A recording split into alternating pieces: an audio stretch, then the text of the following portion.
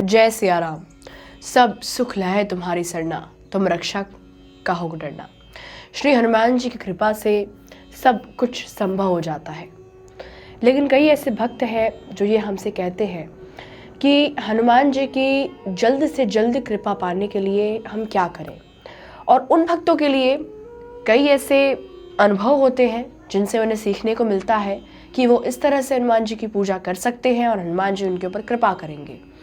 एक ऐसा ही काफ़ी अच्छा अनुभव हमें एक भक्त ने बताया। मैंने उनका इंटरव्यू सुना। ये महिला भक्त अपने अनुभव में ये बता रही थी कि उन्होंने किस तरह से सुंदरकांड का पाठ किया और सबको करना चाहिए, जिससे कि जीवन में उनका कल्याण ही कल्याण हो गए। उन्होंने ये बात बताई है कोविड-19 की। उस वक्त जब बहुत से लोगों की नौकरियां छूट गई थी, बहुत से लोगों के घर में खाने के लिए पैसे नहीं थे, बहुत से लोगों की जाने जा रही थी, तो उन्होंने हमसे ये बताया अपने अनुभव के ज़रिए कि कोविड के टाइम पर उनकी मदर इन लॉ की डेथ हो गई थी और उनके हस्बैंड एक कपड़े की दुकान चलाते थे और उनके संस्कृति में एक नियम चलता था कि जो भी पैसा घर में आता है वो पैसा बड़े बुजुर्गों के अकाउंट में डाल दिया जाता है, एक सम्मान के तौर पर। तो जो भी पैसा उस घर में आता था या फिर जो भी प्रॉपर्टी थी टोटल सारी उनके मदर इन लॉ के बैंक में रहती थी। उन्होंने ये बताया कि उनके मदर इन लॉ के जाने के बाद उनकी मदर इन लॉ ने वो सारी प्रॉपर्टी, वो सारे पैसे और जो दुकान जो उनके पति चलाते थे वो सब कुछ अपनी बेटी के नाम पर करके चली गई है। उनके फादर इन लॉ की डेथ तो 10 साल पहले ही हो गई थी, लेकिन मदर इन लॉ की जब डेथ हुई तो ये झटका उन्हें लगा कि अचानक से जो प्रॉपर्टी उनके हाथ में थी, जो पैसे थे, जितने सेविंग्स थी, वो सब उन्होंने अपनी बेटी के नाम कर दिया है। और उस वक्त इनकी मदद कोई भी करने नहीं आ रहा था आगे। तो ये कोविड का टाइम था, तो उस टाइम पे मेरी मदर इन लॉ की डेथ हो गई। मेरे हस्बैंड जी का जैसे कपड़ों का काम है, हमारे संस्कृति में यही सिखाया जाता है माँ भाभी के लिए ही सब कुछ करना है, तो सब पैसा उन्हीं के अकाउंट में डलता था। जो भी प्रॉपर्टियाँ थी सब मदर के नाम पे। फादर इन लॉ 10 साल पहले ही गुजर गए थे। अब तो ये प्रॉपर्टियाँ तुम्हारे नाम नहीं है कुछ भी, ये तो वो अपनी बेटी के नाम करके चलेगी। उन्हें उनके किसी गुरुजी ने बताया कि आप सुंदरकांड का पाठ करिए, आपके जितने भी बाधाएं हैं वो हनुमान जी हर लेंगे और जितने भी जो आपके शत्रु बन के बैठे हैं ये सभी आपके साथ आ जाएंगे।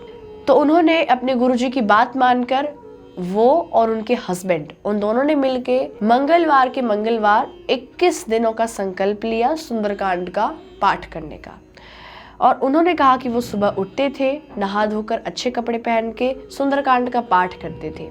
उन्हें 2 ही मंगलवार हुए थे सुंदरकांड का पाठ करते हुए, लेकिन कुछ ऐसी सिचुएशन बनी जिससे कि जो उनके रिलेटिव्स थे, जो कि उनके शत्रु बन के बैठे थे, वो उनके साथ आ गए और उन्होंने उनकी बहन से आधी प्रॉपर्टी वापस करवा दी।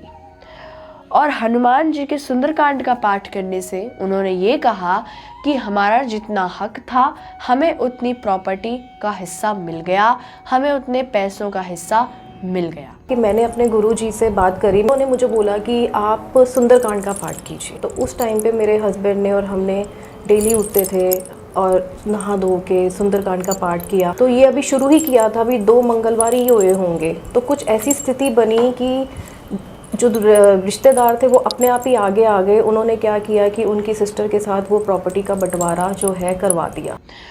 और ये वाकई में बहुत अद्भुत चमत्कार है, क्योंकि हनुमान जी किसी भी संकट से आपको दूर हटाते हैं अगर आप मन से उन्हें पुकारते हैं, क्योंकि यहाँ पे मन से पुकारना बहुत ज़रूरी है। आखिर हनुमान जी आपकी कब सुनेंगे? जब आपके पास हाथ में कुछ भी नहीं होगा और आप हाथ जोड़कर ईश्वर के सामने बैठे होंगे, कह रहे होंगे कि मेरे पास कुछ भी नहीं है प्रभु, मैंने तो सब आपको समर्पित कर दिया है और अब आप ही करेंगे जो करेंगे।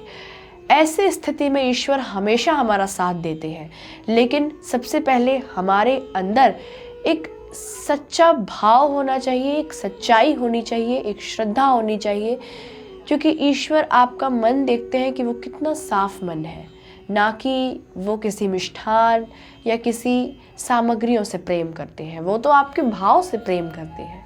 तो अगर भाव के साथ कुछ भी किया जाए तो वो ज़रूर फलीभूत होता है। इसके कई जीते जागते उदाहरण बहुत सारे भक्त हैं जिनके अनुभव मैं आपको रोज़ सुनाती आ रही हूँ। और अगर आपको इस वीडियो का फुल इंटरव्यू सुनना है तो लिंक डिस्क्रिप्शन में है, आप वहाँ से जाके सुन सकते हैं। जय सिया राम।